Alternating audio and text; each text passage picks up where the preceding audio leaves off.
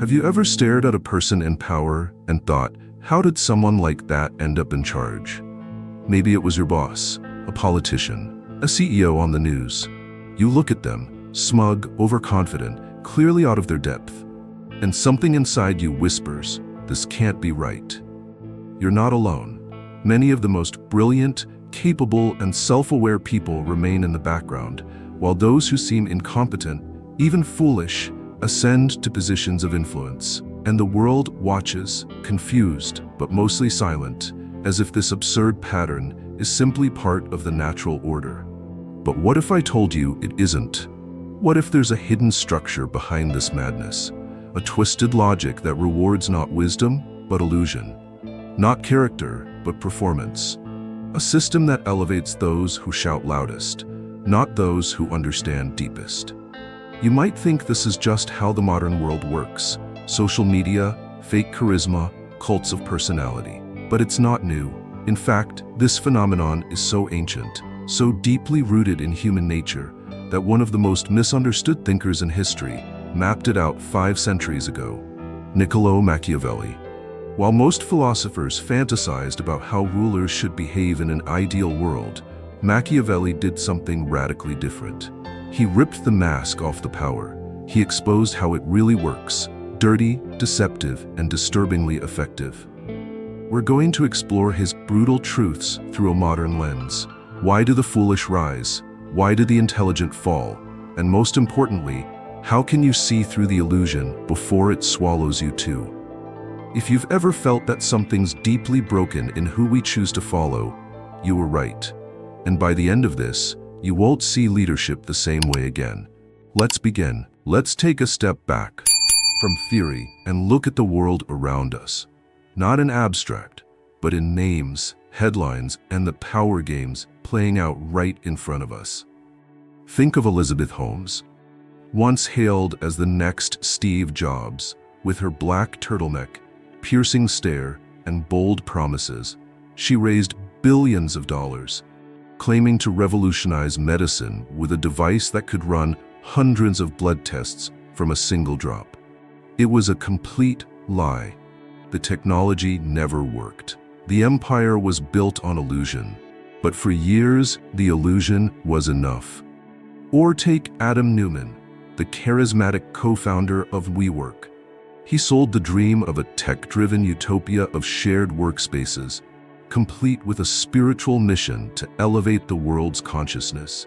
Investors threw billions at him. He spoke like a prophet, projected the confidence of a visionary, and burned through cash like firewood. The company imploded. He walked away with a golden parachute. Then look at certain political figures, blustering, loud, emotionally reactive, who consistently climb the ranks by offering simplistic answers to complex issues, while silencing dissent with slogans. It doesn't matter if what they say is irrational. What matters is how it makes people feel. So the question becomes, is this just luck? A string of coincidences? Is it deception, manipulation? Or is there something deeper, something psychological, even structural, that makes this pattern so disturbingly common? Here's the uncomfortable truth. The system isn't broken. It's working exactly as designed, just not in the way you think. Niccolò Machiavelli understood this better than anyone. In The Prince, he didn't teach leaders how to be good. He taught them how to win. And his insights reveal why the most foolish people often end up with the most power. According to Machiavelli, people aren't led by truth. They're led by perception. Everyone sees what you appear to be, he wrote. Few experience what you really are. In a world driven by appearances, confidence often outweighs competence. Boldness is mistaken for leadership, simplicity for clarity, charisma for character. In short, it's not the smartest who rise. It's those who best manipulate perception. This insight is painfully relevant today. We live in a culture that rewards performance over substance. We follow leaders not because they understand complexity, but because they sound sure of themselves, especially in uncertain times. There's a dark irony here. The truly intelligent often carry the burden of self-awareness. They hesitate. They analyze. They see the nuance. They question themselves. In the arena of power, this kind of introspection isn't just ignored, it's penalized.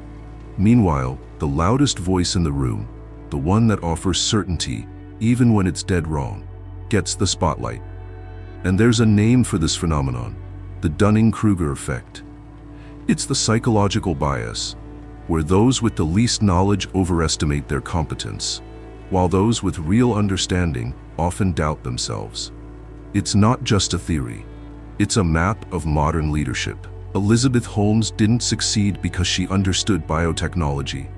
She succeeded because she understood people, their desire for belief, their attraction to certainty, their weakness for charisma. She sold an image, not a solution. And that's the Machiavellian twist.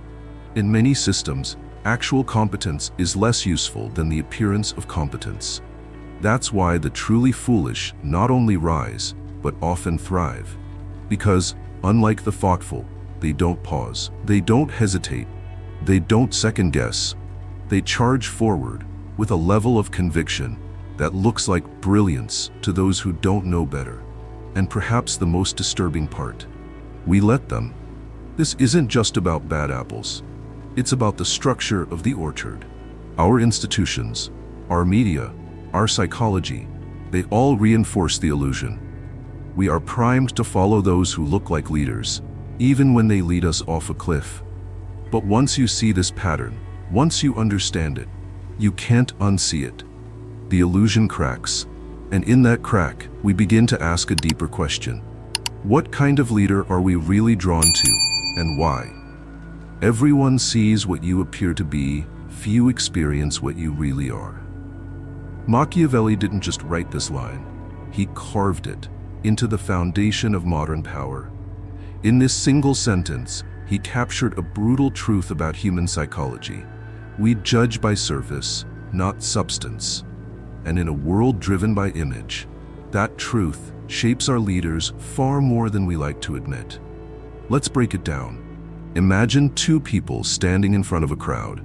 The first is a highly intelligent, deeply reflective person. They speak carefully.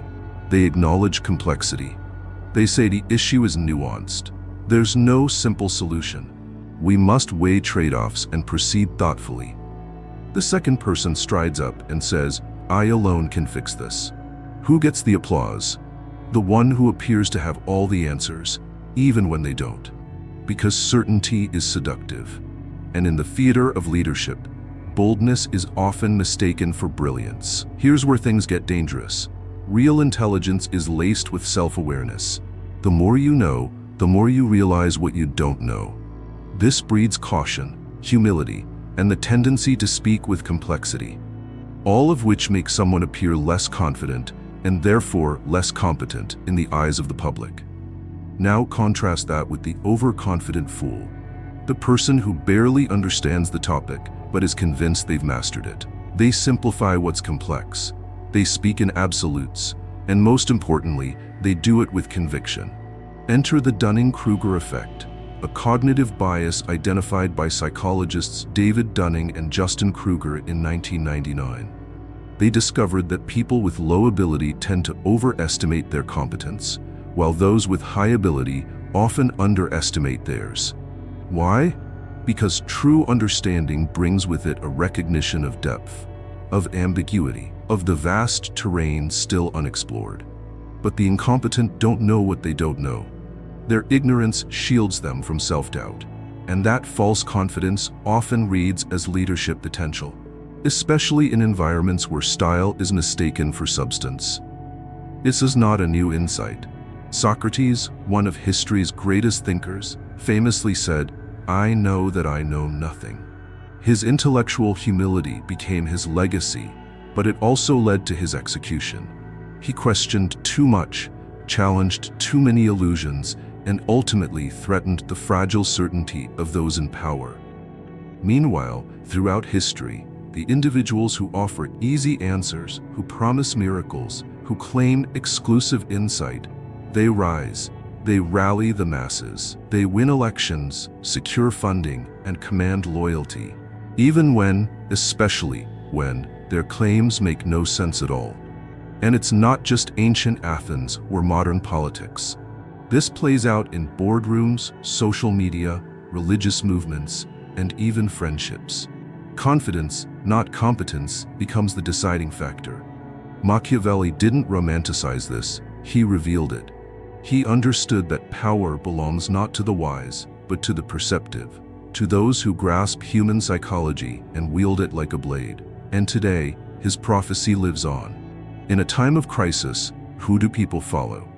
Not the one who admits uncertainty, who says, we must analyze, reflect, and adapt.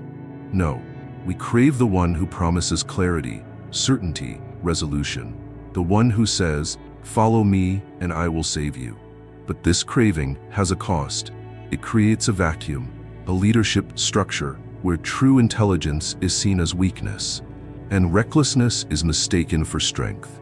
Thoughtful deliberation is drowned out by emotional certainty, where Socrates dies and the fool becomes king. The tragedy is not just that we let this happen, it's that we often prefer it.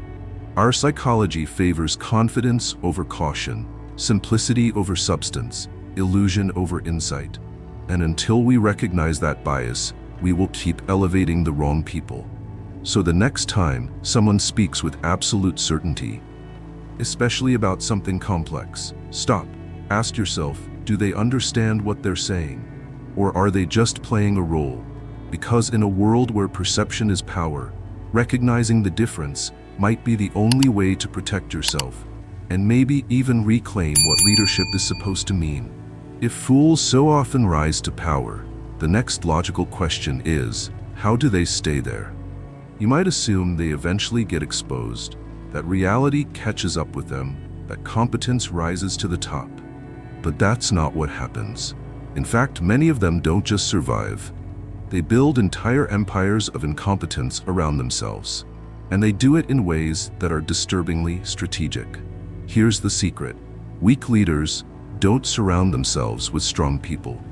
They surround themselves with weaker people, always. Why? Because strength threatens them. Intelligence threatens them. Integrity threatens them. When a fool reaches power, their greatest fear is being revealed, being outshone, outmaneuvered, replaced. And so they protect their position the only way they know how, by building what we might call islands of idiocy, safe zones of loyalty, flattery, and mediocrity. Machiavelli saw this centuries ago. In The Prince, he warned, the first method for estimating the intelligence of a ruler is to look at the men he has around him. Translation: show me your team and I'll tell you everything I need to know about you. Insecure leaders deliberately hire people who are less capable, less critical, and most importantly, less threatening. These subordinates don't question, they don't challenge, they obey. And over time, this creates an echo chamber of incompetence. One weak leader selects another, who selects another, until the entire structure becomes a chain of dependency built not on skill, but on self-preservation. This isn't theory. It's been played out in history over and over again. Take the Roman Republic. Cicero, one of the most brilliant orators and principled thinkers of his time, was exiled, hunted, and eventually executed.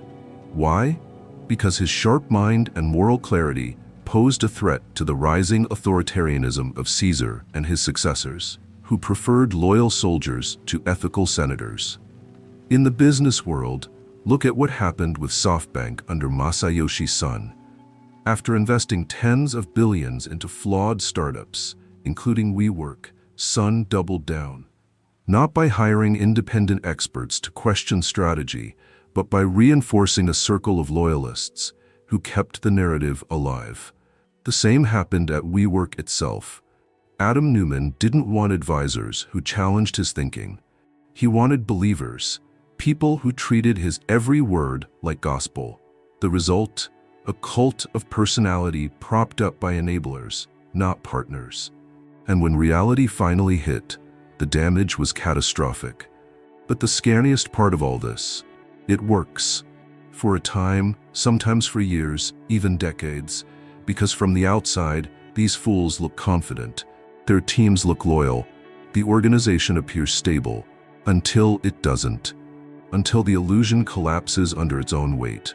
And why do people keep falling for it? Because we, as a society, are psychologically predisposed to choose simplicity over truth. Think about it. Who gets more attention? The expert who says, "This is complicated, it depends," or the loud voice who says, "I have the answer, follow me"? We are drawn to certainty like moths to flame, especially in times of crisis or change. The more complex the world becomes, the more we long for someone, anyone, to make it feel simple again. This is the psychology of the crowd. We want easy answers, digestible narratives, a single villain to blame, a single hero to save us. The charismatic fool who speaks in absolutes becomes a kind of relief, a psychological sedative against a chaotic reality. And here's the paradox. The smarter a person is, the more nuanced their thinking tends to be. They speak in terms of probabilities, trade-offs, and evolving complexity. That makes them sound uncertain, even when they're right. The fool, on the other hand, suffers from no such burden. He delivers confidence on tap, clarity with no cost, certainty with no substance, and in a culture of overstimulation and anxiety, that's exactly what people crave. So when we ask why incompetent people rise and stay in power, we have to look not just at them, but at ourselves. What are we rewarding? What are we choosing again and again? In many cases, we don't just tolerate the fool. We vote for him, we promote him, we fund him, we follow him. Because we mistake his simplicity for strength, and our desire for clarity blinds us to the damage being done. The problem isn't just the presence of fools. It's the absence of systems designed to resist them. And until we fix that, until we learn to value complexity, to reward reflection over reaction, we'll keep empowering the very people least fit to lead. If a fool rises to power through illusion, how do they keep it once the spotlight fades and reality starts knocking? The answer lies not only in personal charisma or overconfidence, but in something far more insidious: systemic design and psychological exploitation. Because the fool, once crowned, doesn't just wing it. He builds an empire of confusion and then thrives in the fog. One of the oldest and most effective tactics: chaos. Incompetent leaders create crises, sometimes real, often fabricated, and flood the environment with conflicting information, contradictory narratives, and endless distractions. They keep everyone guessing, everyone reacting, no one thinking clearly. It's a kind of informational overload designed to shut down critical thought, and it works. Psychologists call this cognitive overload. When our minds are bombarded with too much information, our ability to process it rationally collapses. In that moment of fatigue, we reach for the simplest answer, the most confident voice, the clearest direction. Enter the fool, ready with a slogan. But confusion is only one side of the equation. The other is identity. These leaders exploit something primal, our need to belong. They craft a narrative of us versus them. It doesn't matter who they are, the elites, the media, the immigrants, the doubters. What matters is the emotional clarity it provides. It makes followers feel seen. It gives them a side, a tribe, a purpose. Psychologists call this identity fusion. Once a leader fuses their image with the identity of the group, any attack on them becomes a personal attack on their followers. And just like that, criticism becomes betrayal. Logic becomes heresy. Loyalty becomes virtue. This tactic creates a protective shell around incompetence, a bubble where facts can't penetrate, and failure is always someone else's fault. And so the question becomes, how do we break the cycle? If fools use chaos and tribalism to maintain power, what kind of systems prevent their rise in the first place? The answer isn't simple, but it is structural. First, we need clear feedback loops. In environments where outcomes are immediate and measurable, incompetence can't hide for long. Think of a surgeon. If their patients keep dying, there's no spin that can save them. Same with airline pilots, engineers, or firefighters. In these fields, feedback is direct and failure is obvious. But in politics, in corporate boardrooms, in bureaucracies, results are murky. Outcomes are delayed. Blame is passed around like a game. That's where fools flourish, in the fog. Second, power must be distributed, not concentrated. When decisions rest in a single hand or a small, loyal inner circle, accountability vanishes. Autocrats don't fall because they fail. They fall because someone finally dares to challenge them. Contrast that with systems that separate powers, encourage oversight, and embed whistleblower protections. These structures don't guarantee brilliance, but they raise the cost of incompetence. Third, transparency must be enforced, not assumed. The more opaque a system becomes, the easier it is to game. The more complicated the language, the easier it is to hide behind jargon. The more centralized the data, the easier it is to manipulate perception. The best defense against fools in power isn't another fool with better branding. It's a system designed to resist illusion. Machiavelli, for all his cynicism, wasn't celebrating manipulation, he was exposing it. He wanted us to understand how power truly works, so that we could design systems that don't just reward noise, but elevate merit. The choice isn't between idealism and corruption. The real choice is between ignorance and awareness. If we know how the foolish rise through chaos, tribalism, and image, then we must build structures that reward clarity, diversity of thought, and verifiable outcomes. And that starts with us, because the system is not just something out there. It's reflected in every organization we're part of, every vote we cast, every voice we elevate, every lie we let slide. And in a world where noise is constant, truth doesn't shout. It waits, quietly, for those still willing to listen. So what have we learned? That in the world of power, the smartest don't always win, the wisest don't always lead, the most ethical don't always rise. Because the game isn't built to reward those traits.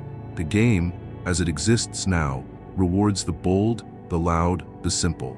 It favors appearance over substance, confidence over competence, illusion over insight. And the fool, the one who embraces this reality without hesitation, thrives. But that doesn't mean we're helpless, because once you see the game for what it is, you can stop playing by its rules. The first step is awareness. Don't be seduced by certainty. Confidence, especially when unearned, is often a mask for insecurity and ignorance. Just because someone speaks loudly or decisively doesn't mean they understand what they're saying. Learn to pause, question, look for the substance behind the performance. Second, sharpen your perception. Develop the emotional intelligence to see through charisma and the critical thinking to resist simplicity. Complexity isn't weakness. It's often a mark of wisdom. Someone who says, "I don't know" or "it depends" might be the only adult in the room. Third, rewire your reflexes. We live in an age of performance, curated lives, viral sound bites, and leaders who are more brand than substance. But you have a choice. You can choose depth over drama. You can train yourself to value thoughtful uncertainty over hollow confidence. You can become a seeker, not a spectator. This isn't just about politics or business. It's about you, your workplace, your relationships, your daily life. Every time you elevate someone based on how they appear, rather than who they truly are, you contribute to the illusion. Every time you choose silence over speaking the truth, you reinforce the system. But when you choose to see, really see, you begin to change the game. And here's the hope. Not all systems are broken. Some can be rebuilt. Some already reward merit. Some already value wisdom. But they need guardians. They need people like you, awake, aware, unwilling to be fooled. Because ultimately, it's not intelligence that wins. It's alignment with how the game works, and the courage to question it. So as you move through a world filled with noise, remember this: the most dangerous fool is the one who looks like a leader. And the most powerful act you can commit is to see clearly. It is not titles that honor men. but men that honor titles. Niccolo Machiavelli. Let the mask fall. If this video helped you see the world and power a little more clearly, don't forget to like and subscribe for more content that challenges illusions and awakens insight. We're building a community of thinkers, people who refuse to be manipulated, who seek truth beneath the surface, and who believe that real strength comes from understanding, not noise. Tell us in the comments, what part of this video struck you the most? Was it Machiavelli's brutal honesty, the Dunning-Kruger effect, or the realization that systems are designed to reward illusion? Your thoughts could spark someone else's awakening, and that's how real change begins, not with noise, but with awareness. See you in the next one. Until then, stay sharp, stay awake.